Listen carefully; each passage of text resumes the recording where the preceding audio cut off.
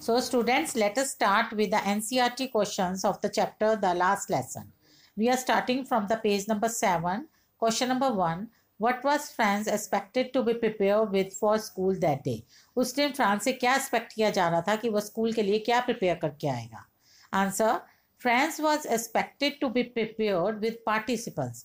उसे ये एक्सपेक्ट किया जा रहा था कि वो उस दिन पार्टिसिपल्स लर्न करके आएगा.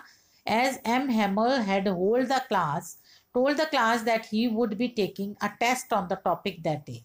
कि एम हेमल ने पूरी क्लास को ये अनाउंस किया था कि आज पार्टिसिपल का टेस्ट होना है.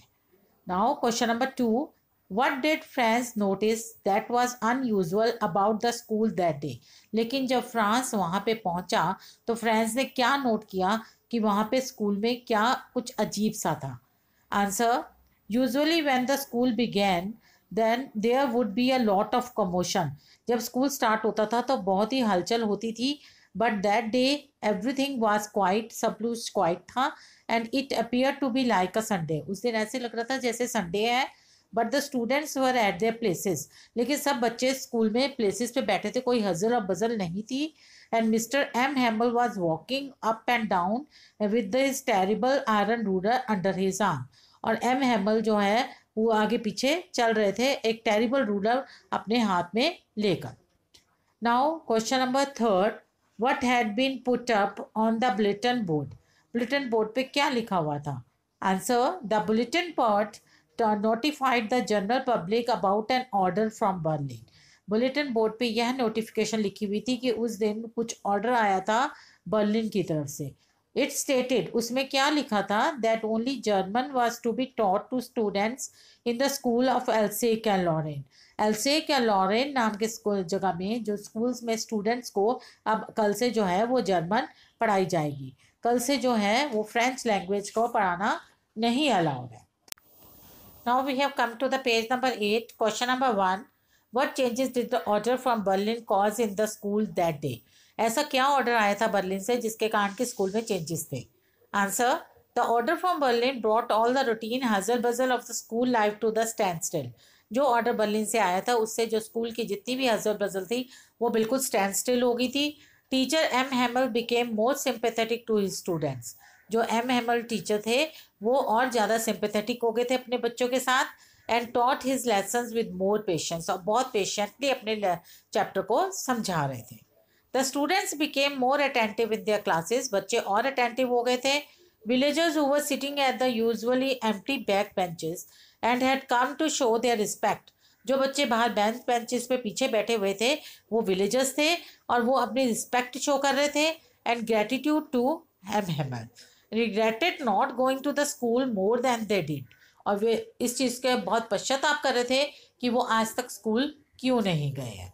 The order all brought about a great change in the feelings of the people toward their country and their native language. और जो ऑर्डर आया था उसने जो है सब इंसानों की फीलिंग को चेंज कर दिया था अपनी कंट्री के लिए और अपनी लैंग्वेज के लिए. अब जो है स्टूडेंट्स इवन द विलेजर्स जो हैं अपने लैंग्वेज को अपनी कंट्री को और ज़्यादा रिस्पेक्ट दे रहे थे. There was a general sadness about not being able to utilize the opportunities of learning French when it was easily accessible. अब उनको ये बहुत फील हो रहा था कि उन्होंने आज तक जब उनको ये अवेलेबिलिटी थी इस लैंग्वेज की वो फ्रेंच पढ़ सकते थे, उस टाइम पे उन्होंने अपनी लैंग्वेज की तरफ ध्यान क्यों नहीं दिया.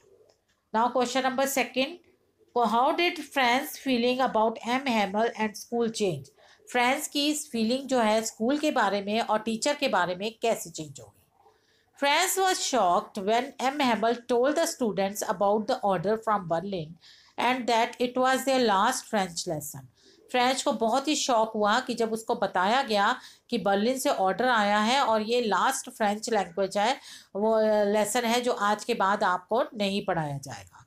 He forgot about his teacher's ruler and crankiness. आज तक जो उसकी टीचर की स्ट्रिक्टनेस थी वो उसको भूल गया. He developed a fondness for M. Hamel. उसे वो M. Hamel को लाइक करने लगा. At the troubling idea of being separated from him forever. ये आइडिया उसके दिमाग में बहुत ही उसको डरा रहा था कि वो आज के बाद M. Hamel को नहीं मिल पाएगा. And he became more sympathetic towards his teacher. और उसका जो एटीट्यूड है टीचर की तरफ और सॉफ्ट हो गया. स्कूल की तरफ भी, and now carried a different meaning, उसके दिमाग में स्कूल का मीनिंग ही बदल गया. His books and lesson seems old friends whom he couldn't give up. उसकी बुक्स और लेसन्स उसको ओल्ड फ्रेंड्स की तरह लग रहे थे जिनको वो कभी भी छोड़ नहीं सकता था. He realized with pain how much French meant to him. वो इस चीज़ को रियलाइज कर रहा था कि फ्रेंच उसके लिए कितनी इंपॉर्टेंट है, and regretted for not being attentive in the classes earlier. अब वो रिग्रेट फील कर रहा था कि आज तक उसने क्लासेस को क्यों नहीं अटेंड किया. Suddenly he felt that the difficult concepts had never actually been difficult. आज उसको पहली बार रियलाइज हो रहा था कि आज तक जो चीज़ें बहुत डिफ़िकल्ट थी वो एक्चुअली में डिफ़िकल्ट नहीं थी. Now page number 9, question number 1. The people in this story suddenly realize how precious their language is to them. What shows you this? Why does this happen? अब लोगों के दिमाग में सडनली रियलाइज हुआ कि ये जो लैंग्वेज है, फ्रेंच लैंग्वेज, उनके लिए कितनी इंपॉर्टेंट है. इसकी किस चीज़ का आपको कैसे पता चलता है और ये ऐसा कैसे हुआ. Answer. M Hamel told the students and villagers that henceforth only German would be taught in the school of Alsace and Lorraine. M Hamel ने स्टूडेंट्स और विलेजर्स को जब ये अनाउंस किया कि कल से जो एल्सेक और लॉरेन में जर्मन का ही रूल होगा और जर्मन लैंग्वेज ही पढ़ाई जाएगी, those who call themselves Frenchmen would neither be able to speak nor write. जो अपने आप को फ्रेंचमैन कहते हैं ना तो वो बोल पाएंगे ना लिख पाएंगे. He praised French as the most beautiful, clearest and most logical language in the world. उसे फ्रेंच को बहुत ही ब्यूटीफुल, क्लियर और लॉजिकल लैंग्वेज जो है वो वर्ल्ड की माना.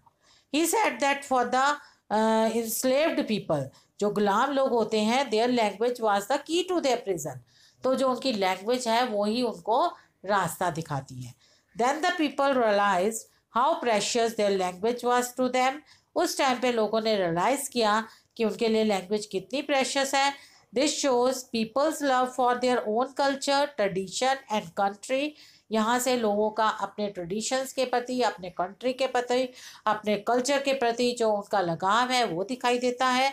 Pride is one's language reflect pride in motherland. और इस तरह से लोगों की अपनी लैंग्वेज की तरफ जो रिफ्लेक्ट है, जो अट्रैक्शन है वो, और अपनी मदरलैंड की तरफ, अपनी धरती की तरफ जो अट्रैक्शन है वो दिखाई देती है.